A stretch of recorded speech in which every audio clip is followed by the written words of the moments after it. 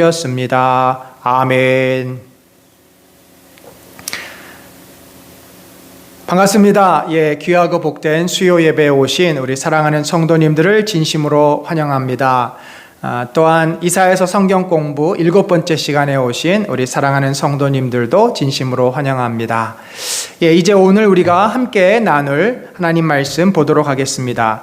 종말론적 심판과 회복이라는 제목으로 이사야서 26장 3절로 4절을 우리 두 구절입니다. 한 목소리로 함께 읽어보도록 하겠습니다.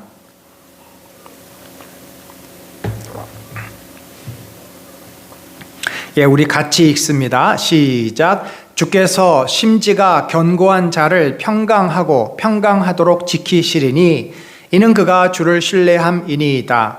너희는 여호와를 영원히 신뢰하라. 주 여호와는 영원한 반석이심이로다. 아멘. 자, 여러분, 우리가 오늘 함께 살펴볼 내용은 이제 이사야서 상반기, 우리 22년도 상반기 중에서는 이사야서가 이제 오늘로 이번 주로 마무리가 됩니다. 그래서 그게 이제 27장까지의 내용인데, 우리가 지난번에 23장까지 두로 바벨론까지의 그 심판의 내용을, 주변 국가들에 대한 심판의 내용을 쭉 살펴보았습니다.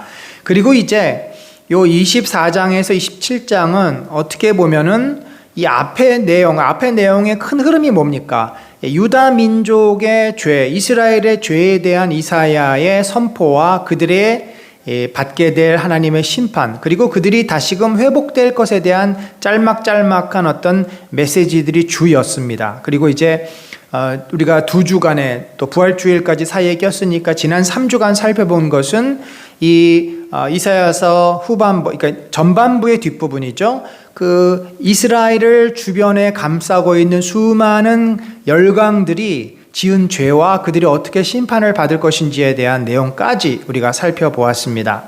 자, 그러면 오늘은 약간 이 내용이 삽입된 것 같은 그런 느낌이 있어요. 왜냐하면 실제적으로 이 24장에서 27장은 어떠한 사건을 중심으로 이루어진 이야기를 다루고 있고, 또 이것은 전형적으로 하나님의 심판과 회복의 메시지를 담고 있기 때문에 보통 이것이 역사적인 사건, 히스기야 왕 때 일어났던 그 역사적인 사건을 근거로 하나님의 구원하심에 대한 이스라엘 백성의 고백과 찬양의 내용이지만, 궁극적으로는 이 온 세상을 심판하실 하나님이 회복할 하나님의 나라, 영원한 종말에 이루어질 하나님의 나라를 상징하는 그런 내용으로도 보게 됩니다.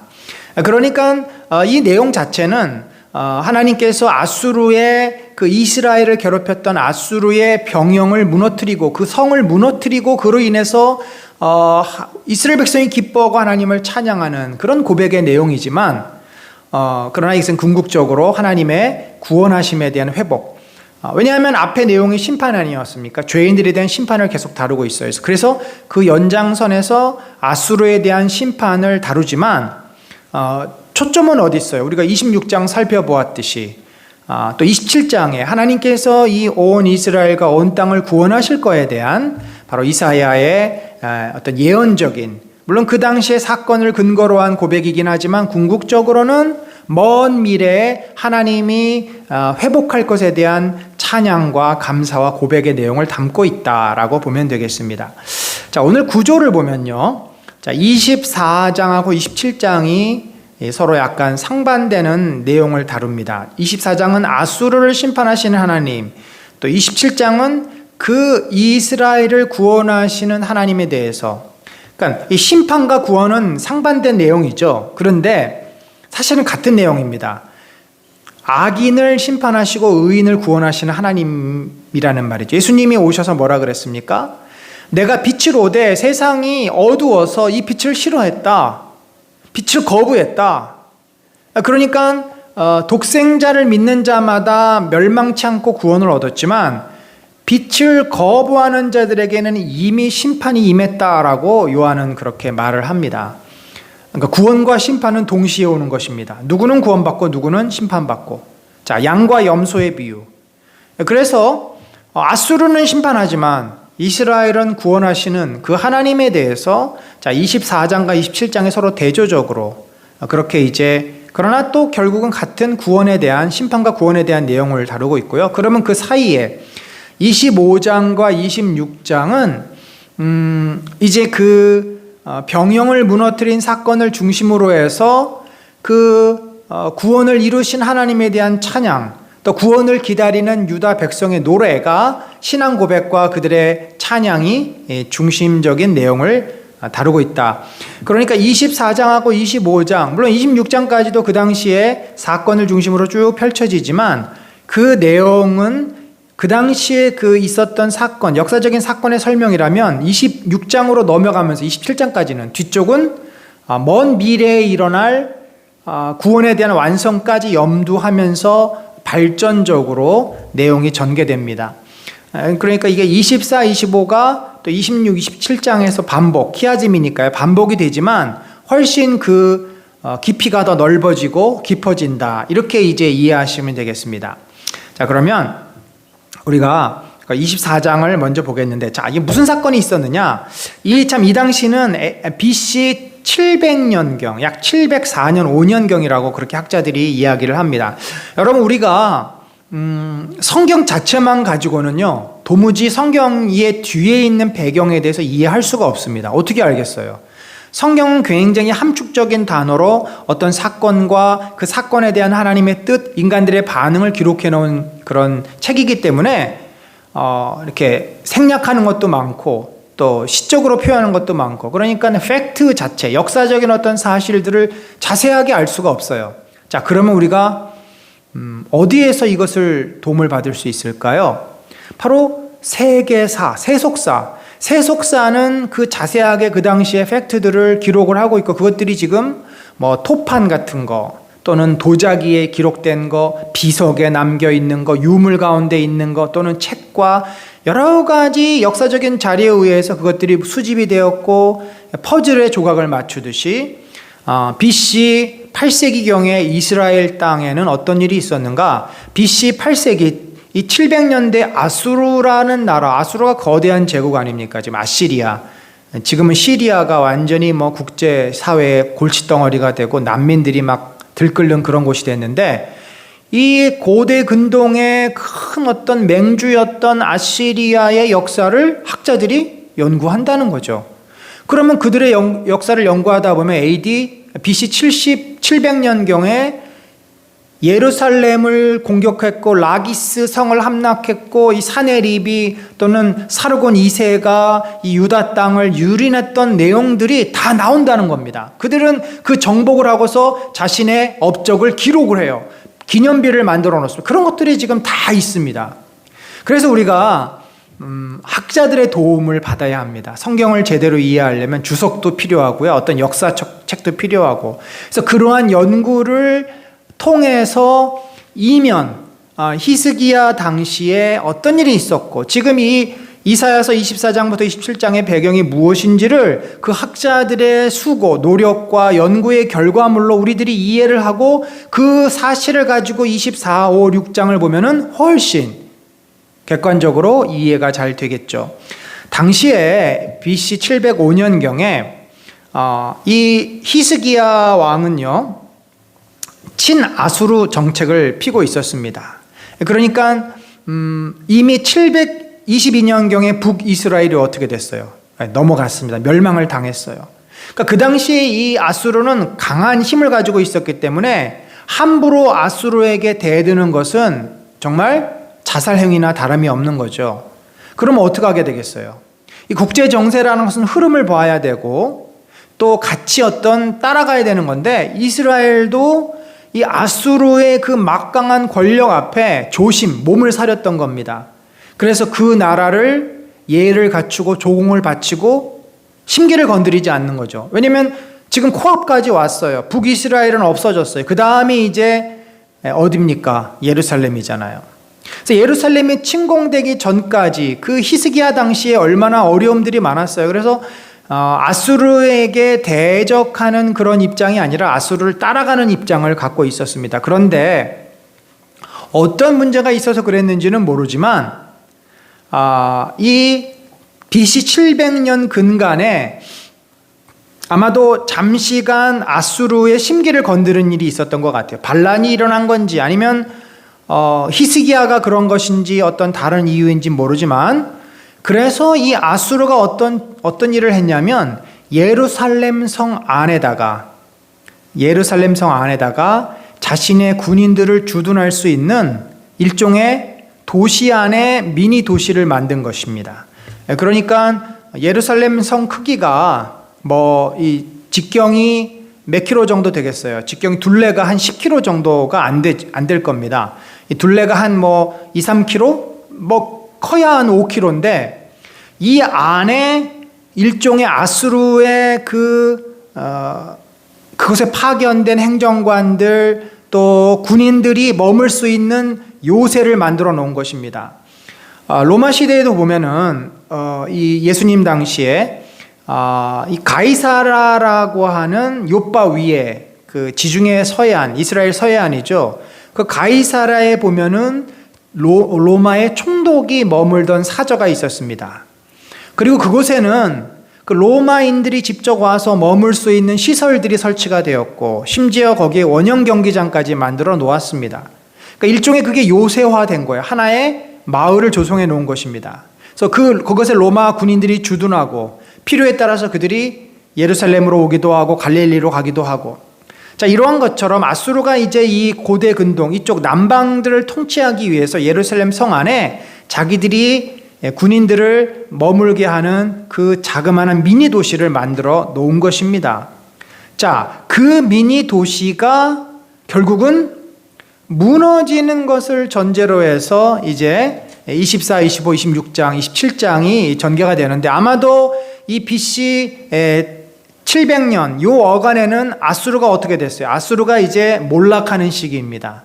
아수르가 바벨론에 의해서 몰락하는 시기니까, 그 몰락하는 시기에 그들이 예루살렘을 다스리기 위해서 세워놓은 요새도 무너지는 그것을 보고서 그 사건을 가지고 지금 24, 25, 26 이 이야기가 기록이 되었고, 그것을 근거로 27장 먼 미래의 종말에 하나님께서 악한 세력을 심판하시고 이스라엘을 구원하실 것에 대한 노래를 히스기야가 지금 하고 있는 것입니다. 자, 여기 보면은 이제 한번 구체적인 내용을 봅시다. 하나님께서 그 땅을 황무지로 만든다. 이 그 땅은 어디냐면요, 굉장히 그 구체적인 지역이죠. 바로 아수르가 지배하고 있었던 그 요새를 말합니다. 보라, 하나님께서 땅을 공허하게 하시며, 공허하게 한다는 것은 텅 비게 한다는 말이에요. 그러니까 방을 빼버린 거예요. 방이 빼면 공간만 남지 않습니까? 그 뜻이에요. 공허하다라는 게 허무하다 그런 의미보다 공간이 사람이 다 빠져나가서 텅 비었다 그런 뜻이에요. 그러니 황폐, 아무도 안 살고 아무도 거기에 머물지 않으면 그 땅이 어떻게 자풀이 일어나고 황폐하게 된다는 거죠. 땅이 온전히 공허하게 되고 온전히 황무하게 되리라. 물론 이것은, 그 땅이라고 하는 것은 예루살렘 안에 있었던 그 성체, 그것만을 의미하는 것은 아닙니다. 항상 문학은 이중성이 있어요. 그 땅, 여호와께서 땅을 그 땅은 꼭 이 에레츠라고 하는 이 땅은 예루살렘을 지배했던 아수르 군인들이 머물렀던 그 땅뿐만 아니라 아수르 자체를 또 말하기도 합니다. 왜 우리가 우리나라에 있는 이 중국 대사관 그 영토는 중국 영토로 인정하지 않습니까? 함부로 그 안에 들어갈 수가 없어요. 서로 국가적으로 그것을 상호 인정을 합니다. 그러니까 우리나라도 베이징에 이 대사관이 있으면 그 대사관 안으로 들어가면은, 탈북민들이 들어가면은 공안이 어떻게 할 수가 없어요. 왜냐하면 우리나라 영토이기 때문에. 그런데 이 궁극적으로는 이 아수르가 지금 바벨론에 의해서 멸망당하는 시기이기 때문에 결국 그 바벨론이 황폐하게 될 것이다. 이미 아수르가 황폐하게 될 것이다. 바벨론과 특별히 아수르의 멸망은 이 앞에서 20장 어간 부분에서 계속 설명하지 않았습니까? 그것에 대해서 지금 또 연결고리가 있기도 합니다. 땅이 슬퍼하고 쇠잔하며, 자, 이 쇠잔한다는 말, 세계가 쇠약하고 쇠잔하며 세상 백성 중에 높은 자가 쇠약하며. 자, 이 보세요. 세상 백성 중에 높은 자 누구예요? 사네립, 사르곤 2세, 아수르의 왕들, 고관대작들을 말합니다. 세계가 쇠약하다. 이 세계는 어디예요? 권력을 가지고 고대 근동을 당시에 지배했던 이 아수르 제국이 쇠약하게 될 것이라는 그런 말이죠. 저주가 땅을 삼켰고 그 중에 사는 자들이 정죄함을 당하였고 땅의 주민이 불타서 남은 자가 적도다. 자, 이것은 전 아수르의 제국이 심판을 받게 될 것임을 지금 이사야가 얘기하고 있는 겁니다. 자, 또 구체적으로 이제 그 내용이 나와요. 약탈을 당한 성읍이 허물어지고, 여기 약탈을 당한 성읍이 뭐냐면 바로 그 성체를 말합니다. 예루살렘 성 안에서 머물러 있었지만 아수르 사람들이 있었던, 자, 아수르의 본국에서 멸망 소식이 들려오고 본국에서 복음 물자가 끊어지고, 이제 그럼 어떻게 돼요? 이 아수르 사람들은 뒷 배경이 없어지잖아요. 유다 민족이 칼 들고 창 들고 들어가가지고 그들을 다 무너뜨리면 그들은 꼼짝없이 도간에 든 쥐이기 때문에 죽게 됩니다. 그들이 유다를 지배할 수 있었던 본국이 가지고 있는 막강한 힘이 있었는데, 그 제국이 무너지는데 지금 그 안에 있는 몇천 명, 만 명이 무슨 의미가 있겠어요? 자, 이렇게 돼서 집마다 닫혀서 들어가는 자가 없으며 성읍이 황무하고 성문이 파괴되었느니라. 자, 아수르가 머물렀던 그 작은 요새가 이제 무너질 것을 말하고 있는 것입니다. 세계 민족 중에 이러한 일이 있으리니 곧 감람나무를 흔듦 같고 포도를 거둔 후에 그 남은 것을 주움 같을 것이다. 이게 뭐냐면, 감람나무나 포도를요, 추수할 때 감람나무, 올리브나무를 막 흔듭니다. 그럼 두두두두 떨어지고 맨 마지막 꼭대기에 있는 거, 이런 거는 이제 몇 알이 남는 거죠. 안 떨어지는 것들. 그러니까 그 나라가 이제 다 멸망을 당하고 소수 얼마만 남아있게 되는 아주 참 비참한 종말을 맞이하게 될 것이다. 자, 이렇게 아수르가 무너져 가는 것에 대해서 예언을 하니까 누가 기쁘겠어요? 아수르의 지배를 받던 민족들이 기쁘겠죠. 무리가 소리를 높여 부를 것이며 여호와의 위엄으로 말미암아 바다에서부터, 저 먼 곳, 바다라는 개념은 아주 매우 먼 곳이에요. 고대 근동이 어마어마하게 크잖아요. 애굽도, 바벨론도 아수르가 다 지배했었습니다. 그러니까 이 애굽 바다 건너, 애굽이라고 하는 곳은 정말 바다 건너 먼 곳에 있는 나라 아닙니까? 그 애굽에까지 기쁜 소리가 들리게 될 것이다. 너희가 동방에서 여호와를 영화롭게 함. 동방은 어디예요? 바벨론이죠. 바벨론이 있는 그곳에서 아수르가 무너지가 그들이 환호를 부를 것이라는 겁니다. 모든 섬에서 이스라엘의 하나님 여호와의 이름을 영화롭게 할 것이라. 땅끝에서부터 노래하는 소리가 우리에게 들리기를 의로우신 이에게 영광을 돌리세 하도다. 모든 사람이 이 일을 하나님께서 하셨다라고 고백하지는 않겠죠. 그러나 적어도 이사야의 시각에서는 이 아수르를 무너뜨리시고 심판하신 하나님을 열방들이, 많은 백성들이 찬양한다라고 그가 이제 이야기를 합니다. 그러면서 이제 좀 더 구체적으로 21절 이하에 보면은 그날에 여호와께서, 그날은 어떤 날이에요? 이 성체가 무너지고 완전히 아수르가 유다의 지배권을 상실해버리는 그날에 여호와께서 높은 데에서 높은 군대를 벌하시며, 자, 이게 구체적인 설명이 나와요. 아까 말씀드렸던 예루살렘 성 안에 있는 그 요새가 무너진다는 그 구체적인 내용. 자, 보세요. 높은 데에서 높은 군대를 벌하시며, 높은 데가 어디예요? 그 예루살렘 성 안에 높은 그 성체를 쌓고, 탑 같은 거죠. 거기서 감시를 하는 겁니다. 높이 올라가야 이제 전체를 보면서 사람들이 모이는지 뭐 하는지를 다 파악하지 않아요. 파수꾼이 이제 그 위에서 보는 거죠. 높은 데에서 높은 군대, 높은 군대라고 하는 것은 기고만장해서 교만해진 아수르를 말합니다. 벌하시며 땅에서 땅의 왕들을 벌하시리라.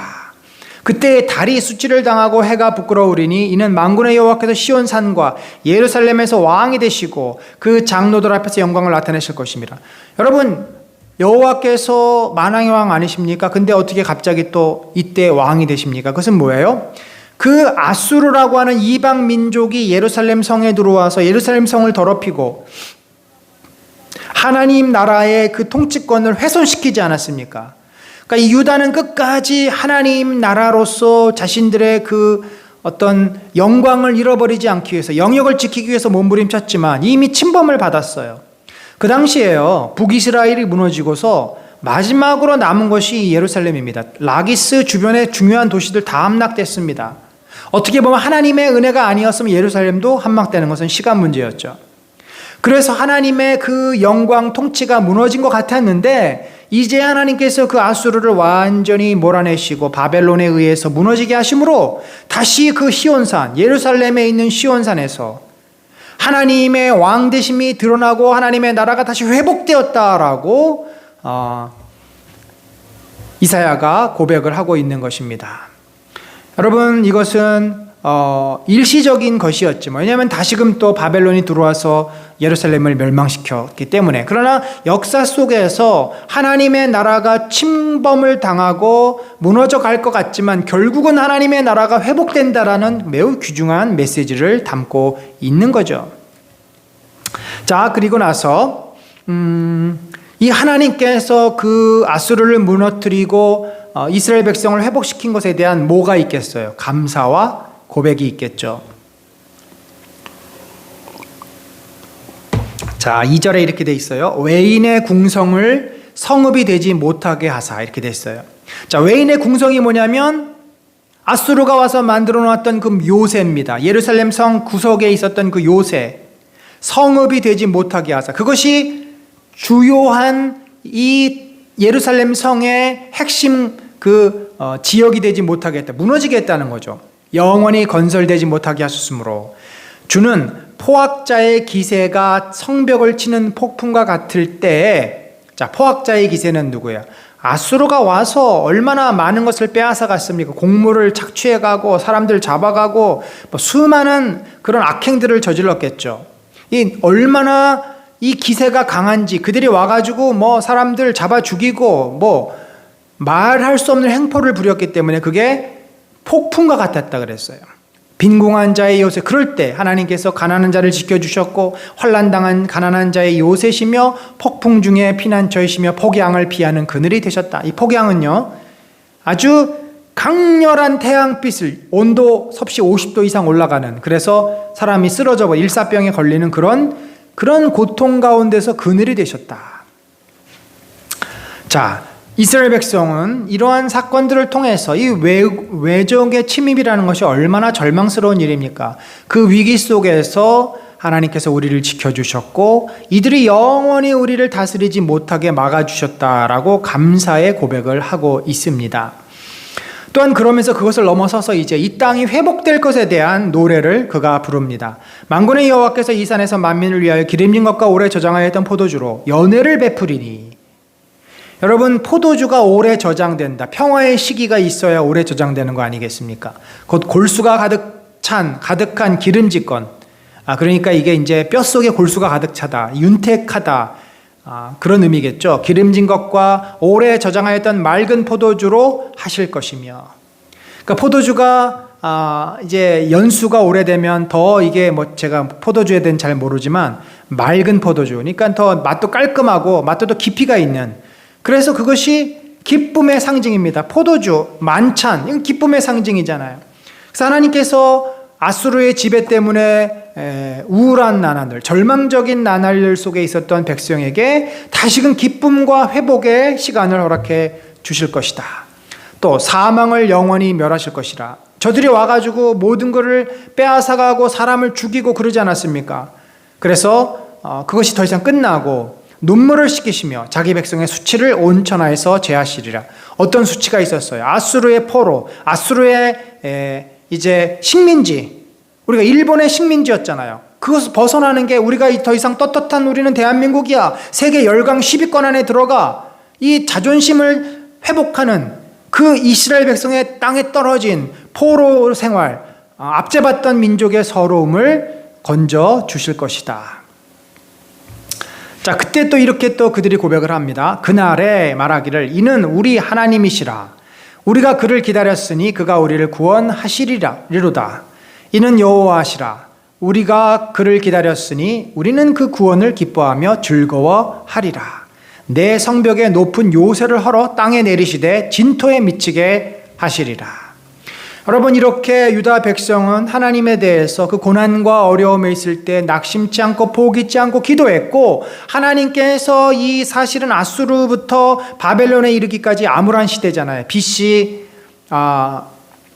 700년 끝자락 600년대죠. 700년 끝자락 600년대. 그 다음에 바벨론이 등극하는 500년, 580년 이때 다 사실은 그 긴 기간 동안 암울한 시기입니다. 암울한 시기인데 그때 또 하나님께서 그들을 구원하시고 잠깐이라도 회복시켜 주시는 그런 은혜를 베풀어 주신다. 자, 26장으로 넘어갑니다. 자, 여러분, 24장은 아수르를 멸망시키실 것이고 그 성체가 무너질 것에 대한 고백을 했었고, 25장에서는 그것을 향한 이스라엘 백성의 신앙의 고백과 감사의 노래가 나옵니다. 자, 그러면 다시금 26장에서는 역시 25장처럼 감사의 노래가 나와요. 어떤 내용이 나오는지 봅시다. 그날에 역시 성체가 무너진 날입니다. 병영이 무너진 날이고 요새가 함락된 곳이에요. 그날에 유다 땅에서 이 노래를 부르리라. 우리에게 견고한 성읍이 있으며 여호와께서 구원을 성벽과 외벽으로 삼으시리로다. 주께서 심지가 견고한 자를 평강하고 평강하도록 지키시리니 이는 그가 주를 신뢰함이니이다. 너희는 여호와를 영원히 신뢰하라. 주 여호와는 영원한 반석이심이로다. 높은 데에 거주하는 자를 낮추시며 솟은 성을 헐어 땅에 엎으시되 진토에 미치게 하셨도다. 자, 여러분, 이 1절과 5절은 그때의 사건, 성체를 무너뜨리고 아수르가 머물렀던 그 병령을 제거해버리는 그 사건을 말하지만 결국 3절, 4절은 뭐예요? 믿음의 고백이죠. 그러한 그 아수르라고 하는 거대한 제국이 자기들의 목을 죄고 있고 안방까지 들어와서 위협하는 그런 상황 속에서 이스라엘 백성이 가졌던 태도는 무엇입니까? 절망하고 자포자기하고 하나님을 원망하고 그러지 않았어요. 끝까지 어떻게 했어요?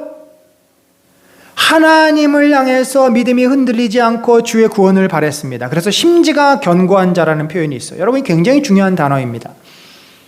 인생을 살아갈 때 어떤 사람이 성공합니까?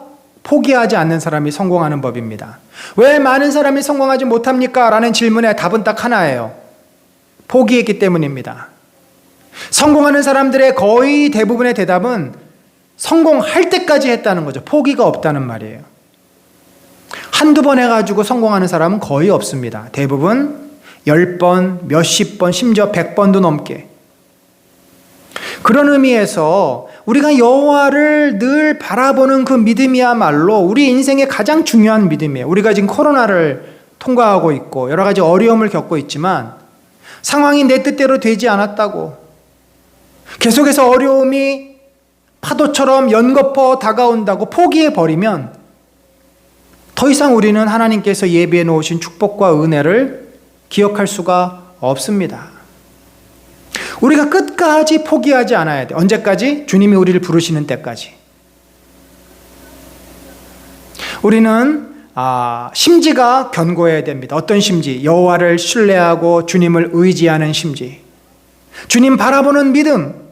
주께서 언젠가는 우리를 회복시켜 주시고 언젠가를 우리에게 부흥을 주시고 언젠가는 주께서 우리를 하나님의 사람으로 존귀케 하시며 우리의 수치, 눈물을 씻겨 주시리라는 그 믿음을 우리가 포기해서는 안 됩니다. 그것이 견고한 신앙인의 모습이에요. 그러면 그렇게 주님을 끝까지 붙잡고 있을 때 주께서는 평강의 은혜로 함께 하신다.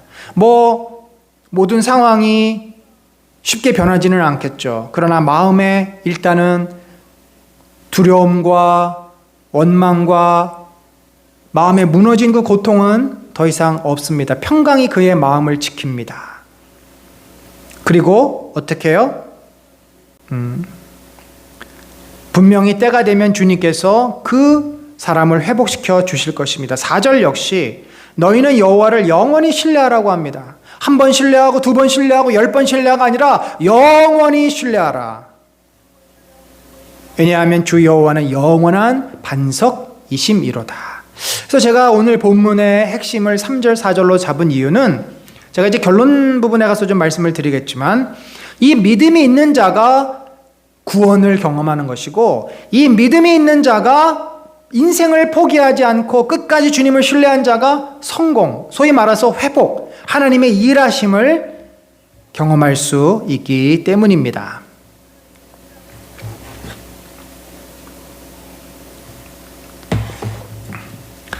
자, 그리고 나서 유다 백성은 이제 미래적인 구원, 온전한 회복을 노래합니다. 자, 13절 이하 26장. 우리는 주만 의지하고 주의 이름을 부르리이다. 이 말 무슨 말이에요? 앞에 보면은 여호와 우리 하나님이시여 주 외에 다른 주들이 우리를 관할하였사오나. 자, 이 다른 주들은 뭡니까? 다른 신들이에요. 곧 다른 막강한 세력이 우리를 지킵니다. 아수르가, 바벨론이, 애굽이 이 나라를 쥐흔들고 정치적인 영향을 주고 군사력인 위협을 주지만 우리는 주만 의지하고 주의 이름을 부르리이다. 그들은 죽었은즉 다시 살지 못하겠고 사망하였은즉 일어나지 못할 것이니 이는 주께서 벌하여 그들을 멸하사 그들의 모든 기억을 없이 하셨음이니이다. 여호와여 주께서 이 나라를 더 크게 하셨고 이 나라를 더 크게 하셨나이다. 스스로 영광을 얻으시고 이 땅의 모든 경계를 확장하셨나이다. 여러분, 이것은 또한 실제로 히스기야 시대에 그 아수르가 이렇게 병영이 무너지고 일시적으로 그들이 영토를 또 확장하고 아수르가 물러가면서 그 나라가 좀 넓어진 사건을 또 말하기도 합니다. 그러나 궁극적으로 여호와를 의지하고 여호와를 바라는 자를 주님께서 결국은 지켜주시고 그들이 그 모든 세력이 회복될 것을 고백하고 노래하는 그런 내용입니다. 또 하나님께서는 이제 어떻게 구원하실지 실제 또 그 사건을 이제 이사야가 떠오르면서 이렇게 말해요. 내 백성아 갈지어다. 하나님의 이제 선포죠. 그들이 노래했고 기대했던 일들이 이루어지는 겁니다. 역사적으로. 내 밀실에 들어가서 내 문을 닫고 분노가 지나가기까지 잠깐 숨을 쉬어다. 이게 뭐예요? 하나님께서 이제 아수르를 치시고 애굽을 치시고 열강들을 치실 터인데 그동안 너희가 잠잠히 나의 일함을 지켜보라는 거죠. 모세가 홍해 앞에서 뭐라 그랬어요? 너희는 잠잠히 여호와께서 오늘 너희를 위해서 행하실 일을 봐라. 너희가 나가서 싸울 것이 아니다. 하나님께서 너희를 위해서 어떤 일을 행하시는지 너희가 봐라. 자, 여기 보면은 이제 어떤 것이 있습니까?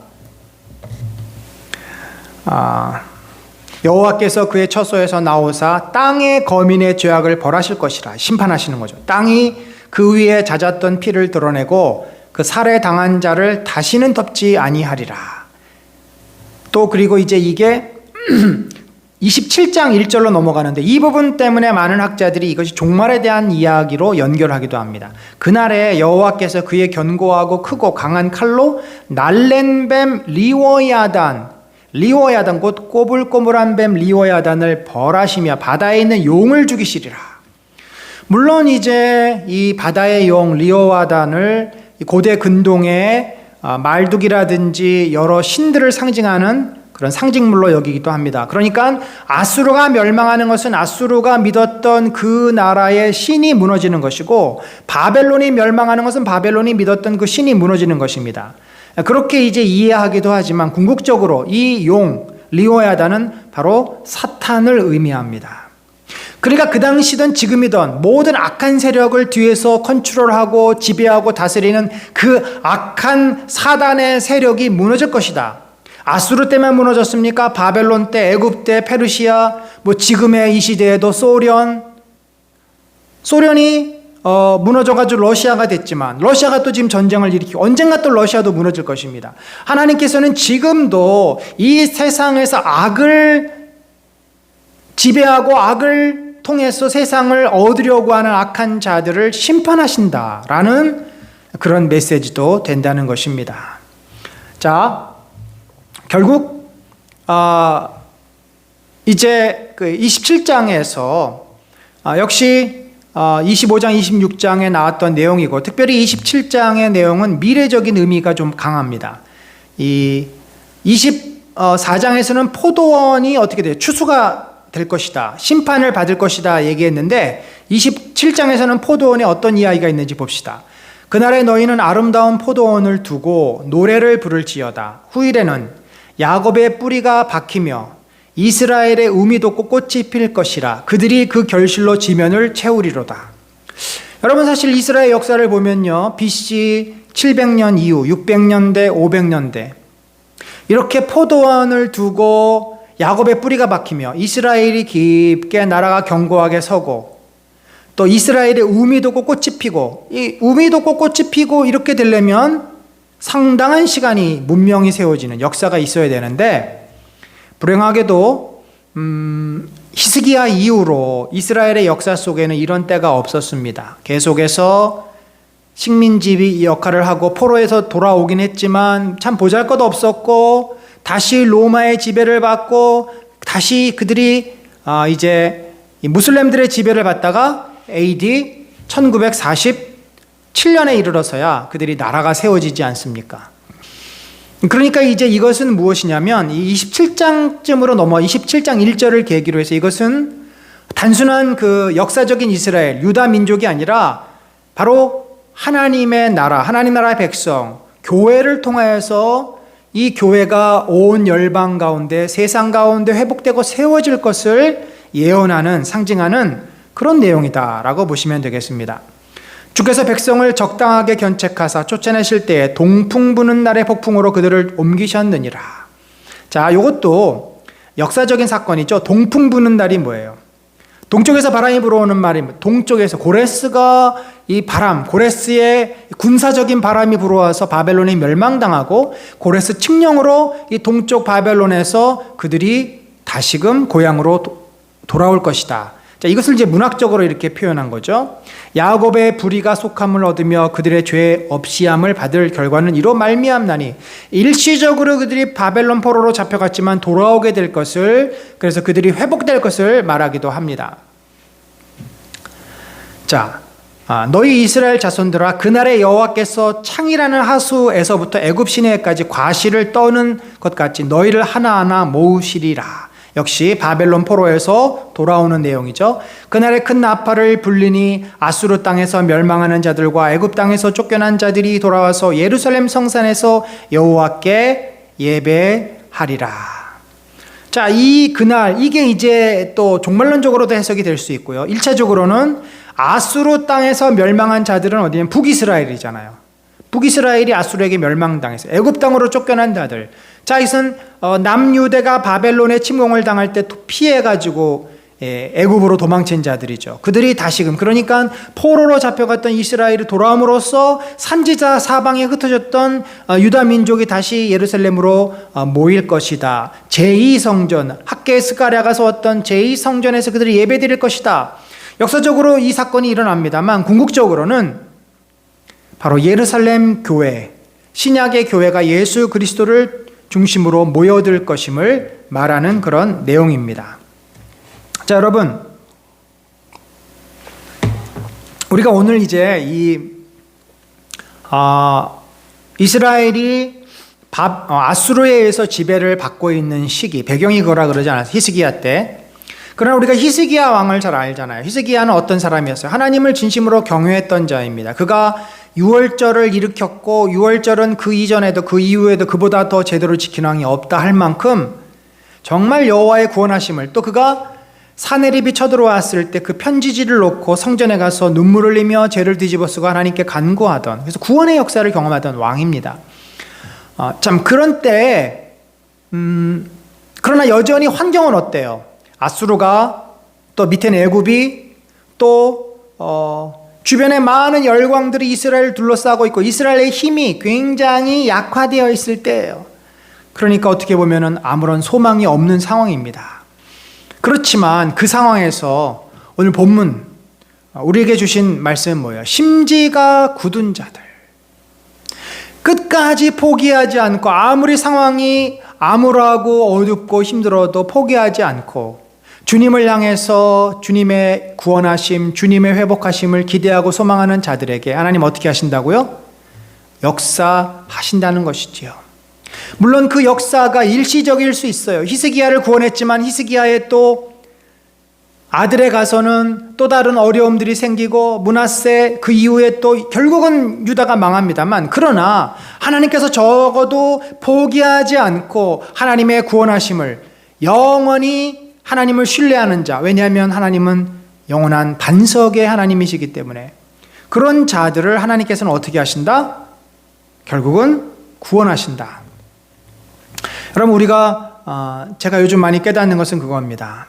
포기만큼 하나님 앞에서 불순종은 없다. 왜냐하면 하나님이 완전히 길을 막으시면 우리가 멈춰야 됩니다만, 하나님이 길을 막으시지 않았는데 내 마음이 견디지를 못하고 내 마음이 무너져서 그것을 내려놓는다면 그것은 하나님의 뜻을 내가 불순종하는 꼴이 되고 만다. 여러분, 우리가 그 유명한 예화 있지 않습니까? 어떤 사람이 이제 운전을 하고 가다가 갑자기 눈폭풍을 만난 겁니다. 산길을 넘어가야 되는 눈폭풍을 만나서 도무지 앞이 보이지 않아 멈춰섰는데, 나중에 보니까 온 세상이 다 눈을 덮였어요. 막 눈이 1m, 2m, 길이 어딘지 알 수가 없어요. 그래서 이 사람이 이제 계속 기다리다가는 안 되니까 그 창문을 열고 이제 감을 잡고서 사람들이 있는 그 인적이 있는 곳을 향해서 나가는데, 결국 이 사람이 그만 죽고 말았는데, 나중에 보니까 거기서 불과 한 10m만 더 가면은 바로 사람들이 있는 집과 연결될 수 있는 인적과 연결 조금만 더 나아가면, 불과 그 전에서 이 사람이 그만 멈춰버리고 만 것이죠. 여러분, 우리는 사실은 앞을 알 수가 없습니다. 내일 어떤 일이 일어날지. 그래서 우리는 포기할 수가 없고 포기해서는 안 됩니다. 하나님이 막으시고 아니라고 하시기 전까지 우리는, 유다 민족이 얼마나 절망적이었어요. 그 당시에 아수르가 안방까지 들어와서 그들을 위협하고 그 나라가 회복될 것이라는 아무런 소망이 없었어요. 모든 것을 포기해야 될 절망적인 상황입니다. 그러나 오늘 이사야가 말하고 있는 것은, 심지가 굳은 자들은 결국은 여호와를 신뢰하고 여호와께서 그 무너지지 않을 것 같던 아수르가 무너지는 놀라운 일들을 보게 하실 것입니다. 사랑하는 성도 여러분, 이 코로나가 우리를 얼마나 힘들게 합니까? 도대체 이게 언제 끝날지. 또 코로나가 끝난다고 모든 것이 회복되는 것도 아니에요. 경제적으로 어렵다고 합니다. 또 교회는 교회대로 사람들이 교회를 잘 돌아오지 않습니다. 참 여러 가지가 우리의 마음을 힘들게 하고 우리 개인의 삶을 어렵게 합니다만, 이 상황에서 우리가 붙잡아야 될, 끝까지 포기하지 않고 붙잡아야 될 것은 뭐예요? 바로 우리 주님 아니십니까? 우리 주님의 은혜를 사모하고 주님께서 우리와 함께 하시고 우리 은혜 나는 공동체를 붙잡고 계시고 지켜주시고 인도하시고 세워주실 것을 우리들이 소망하며 믿음으로 하나님을 신뢰할 때, 그 심지가 견고한 자를 영원히 반석 위에 두시고 우리를 반드시 기름진 것으로 먹이시며 여호와의 구원의 은혜를 경험하는 축복을 허락하실 줄로 믿습니다.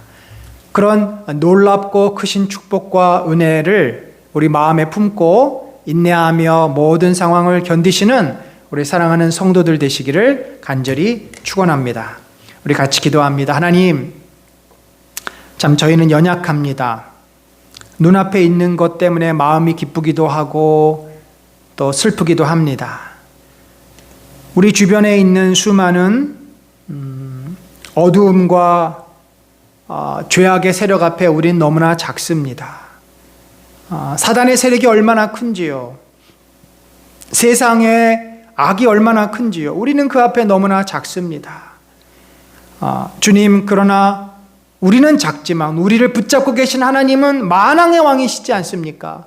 이스라엘 백성이 아수르에게 둘러싸여 절망 가운데서 그들이 포기하지 않고 여호와 하나님을 히스기야가 바라보았고, 많은 믿음의 사람들이 이사야가 주님을 온전히 신뢰함으로 아수르를 이길 수 있었던 것처럼, 구원의 은혜를 경험했던 것처럼, 이 시대에 우리가 코로나로 인해서 다가오는 수많은 교회적인 어려움, 개인적인 어려움들, 또 여러 질병과 아픔으로 인해서 우리들의 마음이 무너지는 이 고통과 상황 속에서 주여, 우리가 해야 될 것은 포기가 아닙니다. 주님, 우리에게 용기를 주시고 힘을 주셔서 이것을 이기게 하시고 주님을 바라보아 믿음으로 견디며 그 견디는 자에게 평강의 은혜를 더하셔서 결국은 하나님의 구원의 역사를, 구원의 능력을 경험하도록 축복하여 주시옵소서. 지금은 우리 구주 예수 그리스도의 놀라우신 은혜와 하나님 아버지의 무한하신 사랑과 성령님의 감화 감동 교통하심이 심지가 굳어 여호와를 끝까지 바라보며 믿음으로 견디는 자 위에 하나님의 평강과 은혜가 임하며 구원의 역사를 경험하기를 소망하는 자 위에 지금부터 영원까지 함께 하실지어다.